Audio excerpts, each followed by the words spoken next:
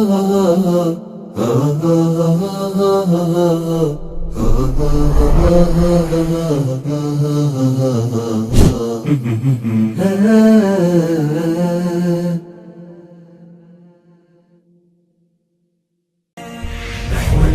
سيروا شباب الأمة وتكتفوا ليلوح فجر أجمل وتسابقوا للمكرمة وحلقوا بسمائنا طرا وخيرا أمنوا.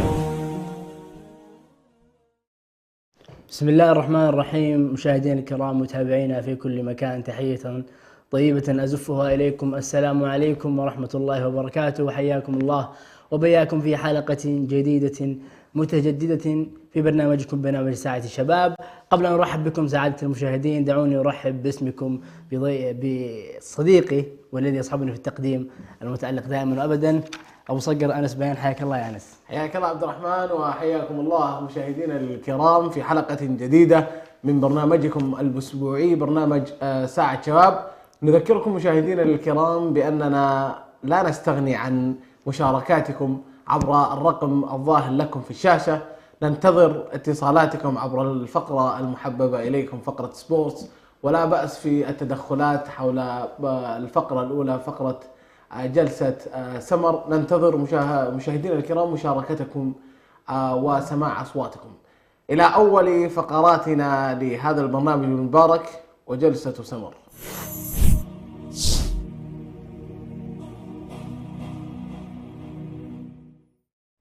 مشاهدينا الكرام حياكم الله في فقرة جلسة سمر. أبو صقر، موضوع اليوم موضوع شيق جدا، واعتقد انه يهم كثير من الشباب كما عودنا مشاهدينا الكرام انه في جلسة سمر نتحدث عن فقط القضايا التي تهم الشباب المسلم. طيب، لو يا ابو صقر قلت لك عرف لي السوشيال ميديا او مواقع التواصل الاجتماعي، احنا تعودنا على هذا المصطلح، هو مصطلح انجليزي ولكن ترجمته بالعربي هي مواقع التواصل الاجتماعي. لو قلت لك عرف لي وش مواقع التواصل الاجتماعي يا ابو صقر؟ والله خلينا ناخذها بفكرة مبسطة يعني. نعم. تطبيقات تنقل لك حياة الشخص. نعم. عندك تطبيق انا قاعد اتكلم تطبيق الفيسبوك. نعم. اكثر انتشارا، والسناب شات والانستغرام وتويتر. نعم. برامج قاعد تعطيك طابع حياتي انتشر فيها المشاهير. نعم. قاعد تعطيك طابع حياتي. البعض المشاهير يستخدمها في نفع العالم بإعطاء معلومات تكنولوجيا، معلومات لغات، ينقل لك أحكام أدب، نعم. أشعار. والبعض الآخر يستخدمها في التفاهات، يصور لك يومياته وسيارة شرى ومطاعم راح وما إلى ذلك. هذا يعني أعتقد بشكل مبسط يعني. نعم. تعريف عميق يعني أكثر. صحيح صحيح، يعني التعريفات تكثر في مصطلح مواقع التواصل الاجتماعي، ولكن إذا قلنا بشكل عام هي مواقع لتجعل البشر يتواصلون فيما بينهم بكل يسر وسهولة. نفس تطبيق الواتساب ممكن تتواصل أنت مع أي شخص في العالم بمجرد أنك أنت تقرر أنك أنت تتواصل معه في هذه اللحظة. يعني هيك عن التطبيقات الأخرى. بعض التطبيقات أتاحت لك مشاركة يعني روتينك اليومي، مشاركة أفكارك، مشاركة أمورك الحياتية. هذه كلها أمور ساعدتك، يعني ساعدت السوشيال ميديا في انتشارها، ولا يخفى على جميع المشاركين يعني تعريف السوشيال ميديا. طيب، أول أمر أو أول مشكلة تأتي في أذهان الجميع، وهي يعني أكثر انتشارا بين الشباب تحديدا بحكم أنهم هم الفترة، يعني هم الفئة العمرية الأكثر تطورا والأكثر يعني تماشيا مع التقنية الحديثة، وأيضا الأكثر يعني إيجادا لأوقات الفراغ، هي مشكلة إدمان السوشيال ميديا. نعم. نحن نتفق جميعا على أنه السوشيال ميديا إدمان، والمقصود بالإدمان أنك لا تستطيع أن تستغني عنها. يعني تجي تلقى مثلا يوم ما فتحت فيه جوالك، ما تابعت الأخبار، تحس إنه في مشكلة، تحس فيه غلط، فبالتالي هي أصبحت إدمان. فلو جينا قلنا ما هي أسباب هذا الإدمان؟ لماذا وصلوا الشباب إلى هذه المرحلة من التعلق بالسوشيال ميديا؟ طيب، سؤال جميل صراحة. لا، هو له أكثر من سبب، لكن أنا أرى في وجهة نظري الشخصية البسيطة أنه السبب الأساسي في إدمان السوشيال ميديا هو الفراغ. جميل. يعني الإنسان لما يكون عنده فراغ بشكل كبير في يومه، هو اللي يخليه يعني يخلي الفراغ هذا يعطيك انت مجال انك انت تمسك السوشيال ميديا وتتابع والله المشهور الاول بيجرك على الثاني، والتيك توك وسناب شات وانستا، لو دخلت ذا بتجلس في ساعه ساعتين ثلاثه فراغ لان انت ما عندك شيء تسويه. صحيح. لكن لو انت كنت اصلا مرتب جدولك، احنا نرجع من الاساس على اساس انك انت مثلا عندك 24 ساعه في اليوم، رتبتها مثلا والله عندي 9 ساعات نوم، مثلا 9 ساعات الثانيه دراسه، 9 ساعات الوقت الباقي مثلا والله 4 ساعات مع الاهل، ومثلا 4 ساعات ما تكون ورا بعض. حتى انا يعني 4 ساعات اشوف انها كثير صراحه جدا.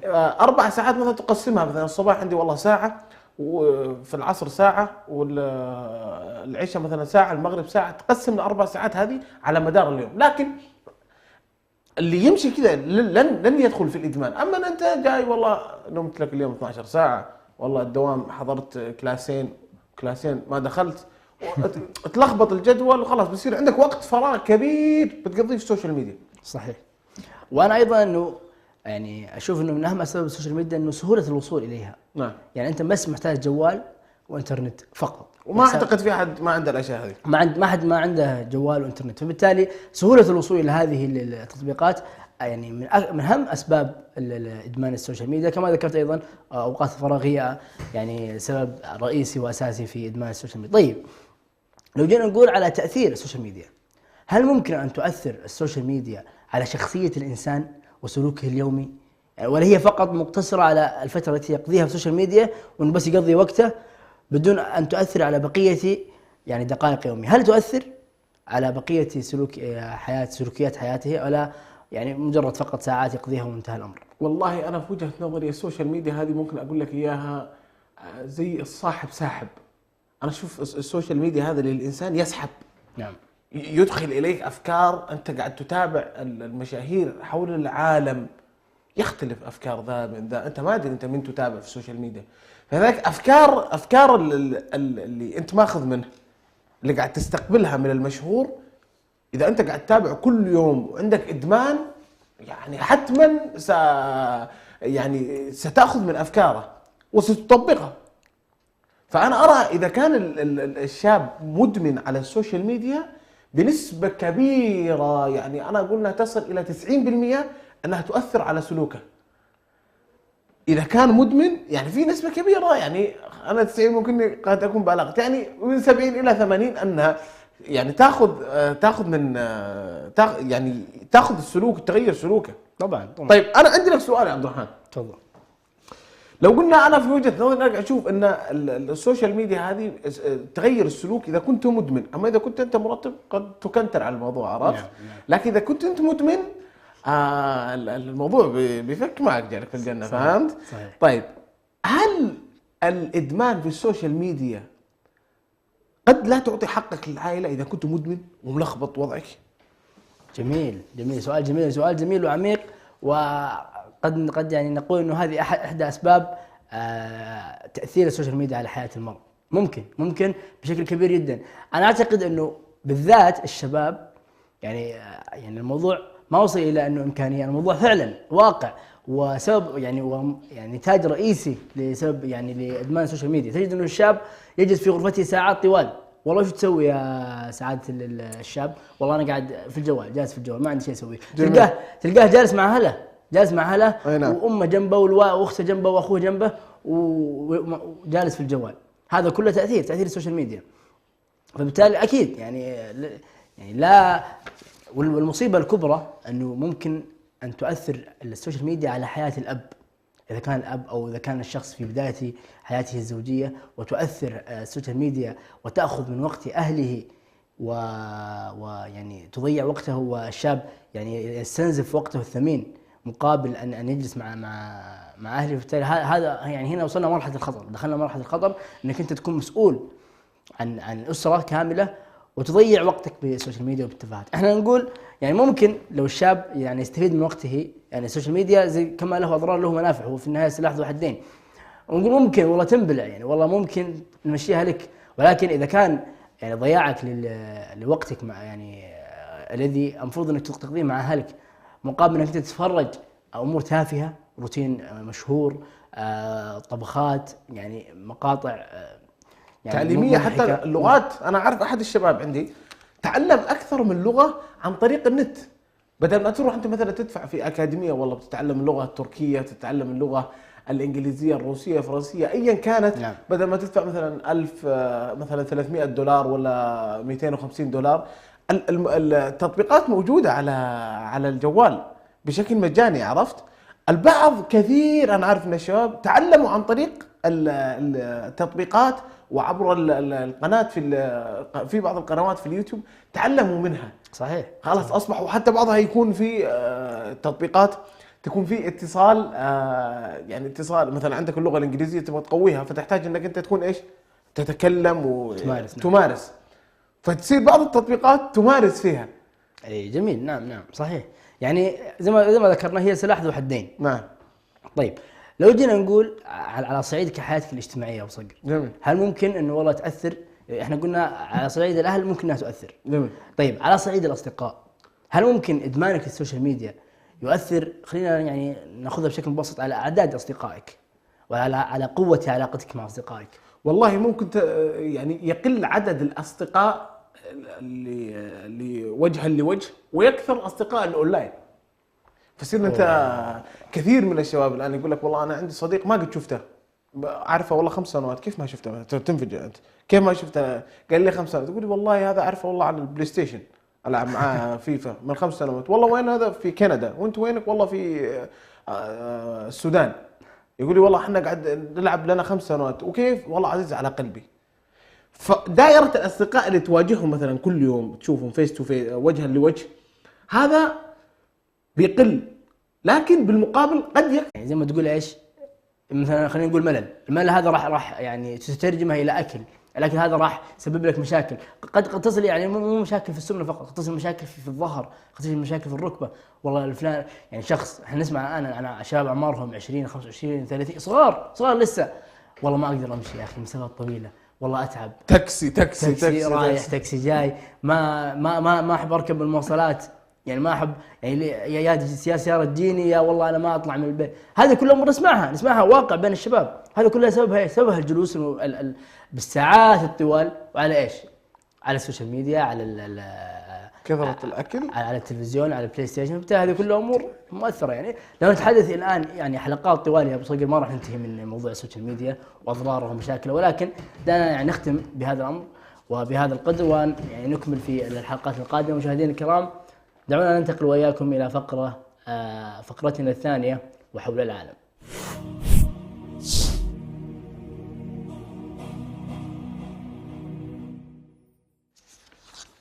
مرحبا بكم مشاهدينا الكرام في الفقرة الثانية، فقرة حول العالم. الدولة لهذا اليوم دولة جميلة صراحة، وكنت أتمنى ولا زلت صراحة أن أزورها، واحتمال إن شاء الله أخذ الماجستير هناك إن شاء الله إذا ربي كتب. دولة ما شاء الله علمية جميلة وقوية جدا، امتازت ب يعني أكثر الشباب الإريتريين اللي أنا أعرفهم وأكثر الشباب يعني السودانيين وما إلى ذلك يذهبون لدراسة الهندسة الإلكترونية، الIT والبرمجة وما إلى ذلك. الدولة هذه قوية في هذا المجال جدا، ودائما ما تخرج لنا من الشباب الإريتريين ما شاء الله تبارك الرحمن أصحاب علمية كبيرة في المجال الإلكتروني. الدولة أعتقد أنها واضحة. نعم واضحة، ويعني هي دولة معروفة أصلا من قبل ما نذكر هذه المعلومات. نعم. هي معروفة الدولة على مستوى قارة آسيا، تعتبر ثاني أكبر دولة في عدد السكان، نتحدث عن عدد يفوق المليار. أعتقد الدولة واضحة، هي دولة الهند. طيب دولة الهند يا أبو صقر هي دولة جمهورية، يعني نظام الحكم فيها نظام جمهوري، تقع في الجنوب من قارة آسيا، عفوا يعني تقع في الشمال من قارة آسيا، وتتكون من 28 ولاية و7 أقاليم اتحادية في ظل وجود نظام برلماني ديمقراطي. وتعتبر أيضا يعني الهند من أكبر دول العالم من حيث المساحة، وأيضا من حيث عدد السكان، حيث تبلغ مساحتها ما يقارب 3 مليون كيلومتر مربع، وتشترك في حدودها مع الصين وباكستان والنيبال وأفغانستان وبنغلاديش وغيرها. وهذه الدول هي الدول التي يعني نسمع عنها انها يعني مجاوره للهند، فبالتالي هذه المعلومات لن تكون صادمه لاعزائي المشاهدين، لانه يعني عندما يذكر الهند مباشره تاتي بعدها هذه الدول بحكم قرب الثقافه وايضا قرب يعني قرب اللغه ويعني ما شابه ذلك. نعود الى محور حديثنا. تعاني الهند يا ابو صقر من عده يعني مشاكل، ولعل ابرزها واهمها واكثرها انتشارا بين الناس عموما هي الفقر والاميه، ويعني نجد ايضا هناك سوء تغذيه في معظم ارجاء الهند، على الرغم من انه يعني مستواها الاقتصادي يعتبر مرتفع جدا، ويعني ما اشتهرت به دوله الهند يعني امور كبيره جدا. ويعود يعني تعود اسباب هذه المشاكل الى الكثافه السكانيه العاليه، حيث تعد الهند كما ذكرنا انها ثاني اكبر بلد من حيث عدد السكان على صعيد العالم كله، وبالتالي انت مهما يكون عندك اقتصاد كبير جدا لابد ان يكون هذا اقتصاد مواكب تماما لعدد السكان، فبالتالي هي هذه اكبر مشاكل دوله الهند. طيب ايضا خلينا نعرج على العدد. انت ذكرت انها مليار، هي تفوق المليار و200 مليون نسمه. وايضا يسكن حوالي 74% منهم في الريف، يعني 74% من السكان يسكنون في الريف، بينما 26 في المدن. وفي عام في الثمانينيات تحسنت الخدمة الصحية، فلذلك أدى إلى زيادة الكثافة السكانية في الهند بسبب تناقص أعداد الوفيات. أيضا الهند فيها أكثر من ديانة، فيها الديانة الهندوسية والبوذية، وفيها نسبة من المسلمين، وأيضا تتنوع الأعراق فيها بالإضافة إلى العديد من اللغات التي يتحدثها السكان. يوجد فيها يا عبد الرحمن 14 لغة رئيسية، وما يزيد عن 1000 لغة وما يزيد عن 1000 لهجة. عندهم 14 لغة وعندك أكثر من 1000 لهجة على الصعيد المحلي.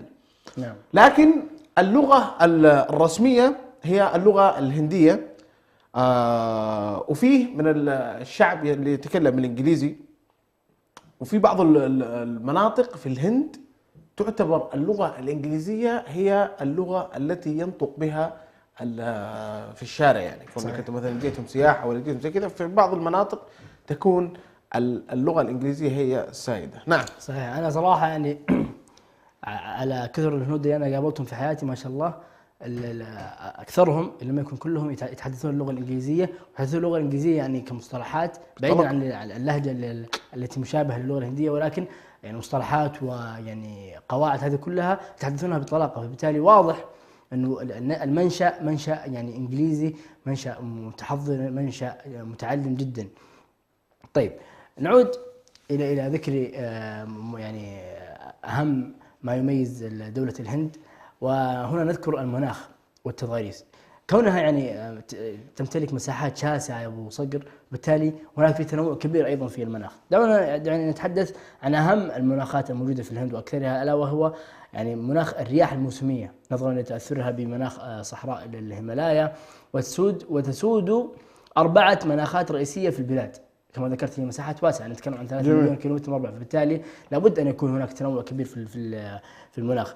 نجد المناخ الأول هو الاستوائي الرطب، ثم نجد بعده مباشرة يأتي الاستوائي الجاف، وشبه الاستوائي الرطب، والمناخ الجبلي الماطر. ففيها المناخ البارد والحار والممطر، وفيها الشتاء القارس، وفيها الصيف الحار جدا. فبالتالي تنوع كبير جدا. يعني اللي في الهند ممكن انه يعني يعيش طول فترة حياته مثلا في صيف بتنقله من مكان الى مكان، ممكن يعيش طول فترة يعني سنته في شتاء بتنقله من منطقة الى اخرى، وبالتالي الامر متاح لك. ايضا يعني هناك بعض الاماكن يمتد فيها المطر، نتحدث هنا عن المطر المتواصل مدة اشهر، امطار امطار امطار امطار، يتوقف فتره بسيطه ثم يعود امطار. فبالتالي ايضا نجد هناك مشاكل في بعض المناطق كالسيول والكوارث الطبيعيه. وايضا هذا بحديثنا عن المناخ. اما في حديثنا عن التضاريس، فبالتالي لدينا يعني هناك انواع، ايضا 3 انواع من التضاريس، الا وهي جبال الهيمالايا، والتي تمتد من الشمال الى الشمال الشرقي من البلاد بطول حوالي 2000 كيلومتر مربع. عفوا بطول حوالي 2000 كيلومتر بين جبال الهيمالايا وشبه الجزيرة الجنوبية، وفيها أيضا وادي نهر السند، وادي المشهور. وتشتهر هذه وأيضا لدينا هناك السهول الشمالية، وتمتد في المنطقة الواقعة كما ذكرنا قبل قليل بين الجبال الهيمالايا وشبه الجزيرة العربية. وهذه السهول يا أبو صقر تشتهر بخصوبة أراضيها ويسكن فيها معظم أهل الهند. وأيضا لدينا الهضبة الجنوبية، هذه كلها مناطق يعني أشهر المناطق التي موجودة في الهند، والتي بها نستطيع أن نميز أهم معالم وأهم تضاريس دولة الهند. طيب خليني أعرج على أمر جميل. يعني أنا صراحة بحب الأكل. حلو. الأكل الهندي فيه لذاذة عجيبة يا أخي.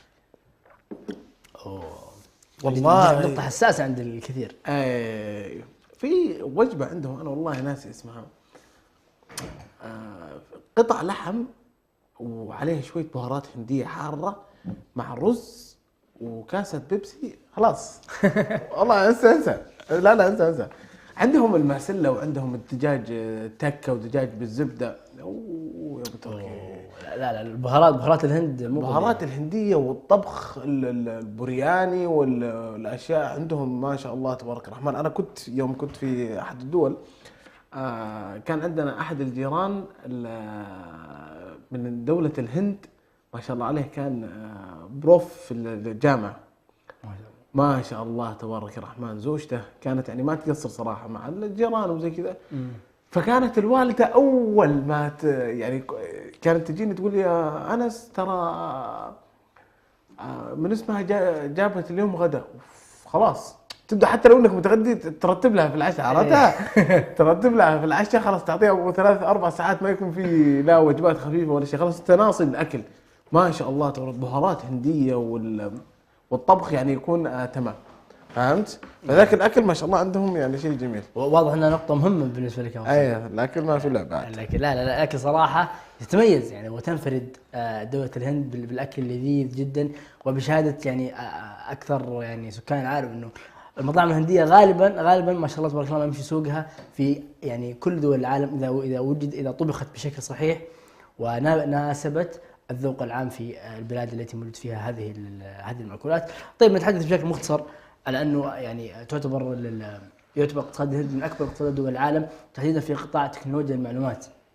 نجد أن شعبها ذكي جدا في هذه الأمور. وكما ذكرت في بداية الحلقة يعني أهم تخصص تدرسه دولة الهند هو تخصص تقنية المعلومات، ويعني ألا وهو IT أو Information Technology. هذه أهم المعلومات التي قدمناها لكم أعزائي المشاهدين عبر دولة الهند. دعونا نخرج إلى فاصل قصير ثم نعود إليكم إلى آخر فقراتنا في هذه الحلقة، فابقوا معنا. أجمل وتسابقوا للمكرمات وحلقوا بسمائها ضرا وخيرا أمنوا.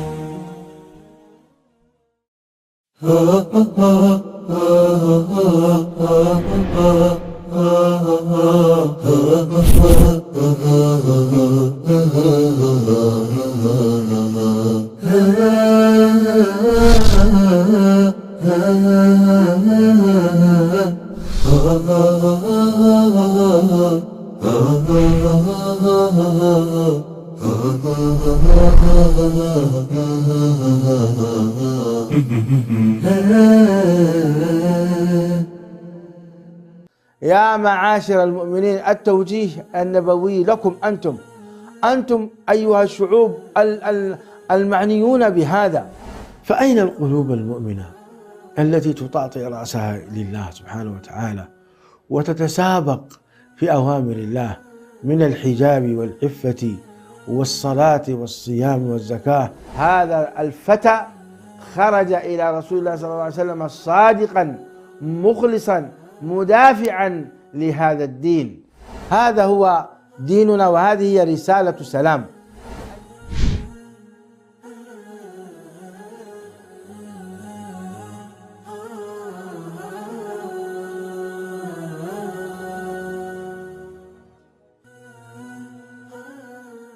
أبدأ بسم الله الرحمن وبالرحيم دائم الإحسان، فالحمد لله القديم الأول والآخر الباقي بلا تحول. أكرم بقوم أكرموا القرآن وهبوا له الأرواح والأبدان.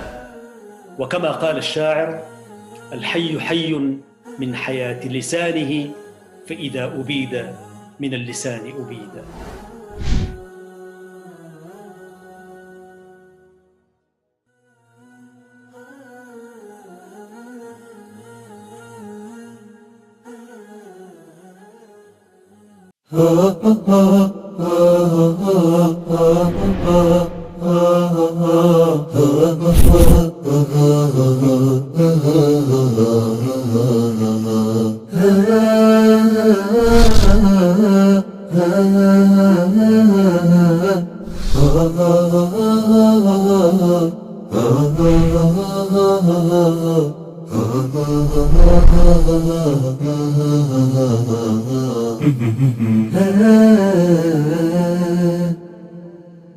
يلوح فجر أجمل وتسابقوا للمكرمة وحلقوا بسمائها ضرا وخيرا أمنوا.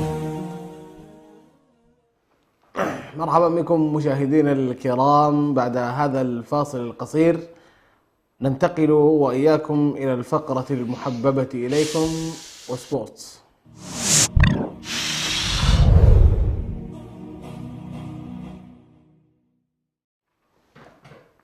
مشاهدينا الكرام، حياكم الله وبياكم في الفقرة المحببة للجميع. وإن كانت الفقرة لهذا اليوم هي فقرة ما فيها كثير أكشن بحكم التوقف الدولي أيام فيفا، والتي يعني تستعد فيها جميع المنتخبات العالمية والعربية التي تأهلت إلى كأس العالم لنهائيات البطولة الأهم في تاريخ كرة القدم، ألا وهي كأس العالم.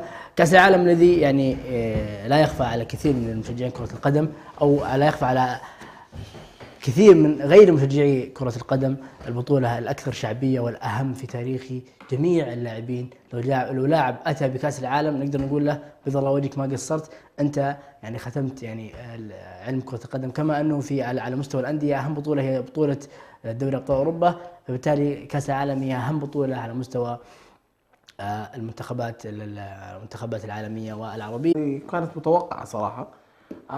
كيليان امبابي ممكن يكون يعني أعتقد فكرة، يعني هو كان حلمه ريال مدريد، وهذا صراحة حلم أي لاعب، لأن ريال مدريد يا أبو تركي هو الفريق البطل والملكي، وطبعا حقق دوري أبطال أوروبا، وتقريبا هو أفضل نادي متواجد في العالم إلى الآن، تاريخ قديم وزي كذا، فيكون حلم أي لاعب صغير كامبابي يعني. لكن أعتقد والله أعلم أن امبابي بتوقع ب100 مليون يا ابو تركي، احترامي الشديد يعني. وغير كذا فريقك كله نجوم، انت قاعد تلعب مع ميسي، قاعد تلعب مع نيمار، قاعد تلعب مع اكثر من لاعب كبير، يعني بيعطيك خبره، انت لسه في يعني في احضانهم على قولتهم. هذا تنزل تمرين مع ميسي، شوف كم معلومه بيعطيك، كم تحرك بيروح، كم. فاعتقد انه المال طغى في القضيه. تشوف يعني المال هو سبب الرئيسي. ايه طغى، ولا لا تقول لي حب ولا ما حب، يحب مدريد عشان يحقق ابطال اوروبا. الحب ما في حب. انا اعتقد الموضوع اللي طغى المال، والامر اللي بعده بس المال فوق، وميسي ونيمار والخبره كلها تحت. انه قاعد يقول لك انا اكسب مال واكسب خبره في نفس الوقت، انا معي افضل لاعب في تاريخ كره القدم كلها ميسي، فانا استفيد منك قبل ان يعتزل. صحيح. انا ارى ايضا انه يعني عذرا عن المقاطعه، انا اشوف انه ايضا الزخم الاعلامي الذي حصل عليه كيليان امبابي، خلينا نقول الاتنشن والزخم الكبير، وكل الصحف الفرنسيه، رئيس فرنسا بكبرها، رئيس دولة قطر، يعني هذول كلهم تدخلوا في صفقة كيليان امبابي انه يبقى في باريس. فبالتالي يعني معلش اللاعب يعني من اهم الصفات اللي لابد ان يتحلى بها هي الثقة، ثقته بنفسه. فهم اوصلوه الى مرحلة يعني متقدمة جدا من الثقة، الا وهي مرحلة ما قبل الغرور. اني انا والله يعني ريال مدريد على كبر حجمه، ريال مدريد نادي مستحيل ان ينزل من قيمة النادي مقابل لاعب، بينما باريس سان جيرمان يعني قام بهذه الخطوه. يعني صفقه دخل فيها رئيس فرنسا ورئيس قطر. يعني الامور هذه كلها مستحيل ريال مدريد ان يدخل فيها، يعني مستحيل جدا. يعني اكبر شيء ممكن يعني يقوم به ريال مدريد ان يحرك جنودها الاعلاميين فقط. صحيفه آس، صحيفه يعني الصحف الاخرى يعني ممكن انه يعني رئيس شو اسمه رئيس ريال مدريد فلورنتينو بيريز عنده يعني اكبر الصحفيين حول العالم واكبر الجهات الصحفيه، فبالتالي هو يعني اسهل ما عنده انه يحرك هذه المجلات الصحفيه والمواقع الصحفيه انه والله تحركوا اضغطوا على كيليان مبابي فقط. هذا الذي ممكن يسويه، مو انه ما يقدر، لا، ولكن انه يحترم ريال مدريد، وانه ريال مدريد اكبر من اي نادي. يا رجل انت كان عندك لاعب يعتبر من اعظم اللاعبين في تاريخ كره القدم، لم يكن الاعظم الا هو كريستيانو رونالدو، انت بكل بساطه بعته على يوفنتوس بمبلغ 100 مليون يورو، يعني ما، وهو الذي قدم معك اعظم مسيره في تاريخك، يعني الهداف التاريخي لريال مدريد. فامبابي ما وصل هذه المرحله، وان كان متوقع ان يصل وان يعني يقدم مستويات كبيره، الا انه الى الان ما وصل. فريال مدريد يقول والله انا كريستيانو رونالدو اللي انا يعني عملت معاه كذا وكذا وكذا، والله من هو كيليان مبابي، وان كان يعني اللاعب، يعني انا ارى انه هو الان اعظم لاعب كره قدم، يعني انتهينا من مرحله انه احنا نقول له والله اعظم موهبه واعظم لاعب شاب واعظم لاعب واعد وصاعد، لا كيليان مبابي هو اعظم لاعب في هذه الفتره، افضل لاعب على مستوى، وان كان يعني الموسم هذا قدم كريم بنزيما مستويات يعني خرافيه جدا، الا انه كيليان مبابي هو الحاضر والمستقبل. يعني انت صفقه لك وقدام 5 سنوات 6 سنوات اذا جدد معك ممكن يكون من ابناء النادي ويستمر الى نهايه مسيرته. فبالتالي انا ارى انه ريال مدريد خسر صفقه كبيره جدا، وباريس سان جيرمان يعني سنوات النعيم مع كيليان مبابي سوف تستمر ل3 سنوات اخرى. حدثنا عبد الرحمن عن كان في يعني نعم. اكثر من خبر عن انتقال ليفا الى برشلونه، ايش صحه الكلام هذا؟ جميل. صفقة ليفاندوسكي اللاعب مهاجم بايرن ميونخ، والذي يعني حصد كل الألقاب مع فريق بايرن ميونخ، نتكلم عن دوري أبطال، كأس العالم، يعني كل شيء حقق إن شاء الله، يعني ما شاء الله تبارك الله مع مع بايرن ميونخ. فبالتالي سبب الصفقة وسبب يعني انتقال ليفاندوسكي، أول مشكلة هي أنه ليفاندوسكي أراد أن يخرج من بايرن ميونخ إلى أي فريق، وسبب ذلك انه اطلع على بعض التسريبات والاخبار انه والله بايرن ميونخ كان يخطط اصلا لبيع ليفاندوسكي مقابل يعني الاتيان باللاعب الشاب هالاند، والذي سوف نتحدث عنه بعد قليل، الذي انتقل الى صفوف مانشستر سيتي. فبالتالي ليفاندوسكي حس بالاهانه، انه والله انا لاعب خدمتكم يا فريق بايرن ميونخ سنوات طوال، ولكن يعني بدون علمي وبدون اخباري تتفاوضون مع لاعب في نفس الدوري، ولاعب لو اتى سوف ياخذ مكان اساسي لديه. بالتالي العمر يعني انت عارف ابو صقر العمر لها احكام، يعني ليفاندوسكي الان في نهايه مسيرته، فمن حق اداره بايرن ميونخ ان تتفاوض مع لاعبين اخرين، ولكن ليس من حقها ان لا تذكر له انه والله احنا قاعدين نفاوض اللاعب الشاب ايرلينغ هالاند مقابل انه يلعب معك في نفس المركز، ممكن انه ياخذ مركز اساسي. هذه كلها راح يتفهمها ليفاندوسكي، ولكن اذا بايرن ميونخ بحسب الاخبار والتسريبات انه والله لفت من وراه وتفاوضت مع اللاعب، فبالتالي اشعر بايرن ميونخ ليفاندوسكي انه والله احنا ما نحترم بك، ونحن ما نقدر تعبك وطيله السنوات هذه كلها اللي قضيتها معنا، فبالتالي اراد ان يخرج. ولكن ما هي اهم مشكله في صفقة ليفاندوفسكي انه رغبة اللاعب بالرحيل، وصرح بذلك بشكل صريح جدا، واظهر ذلك امام الملأ، بل خرج تسريبات انه والله لو انا استمرت مع بايرن ميونخ قد ادخل في يعني اضراب عن التمرين.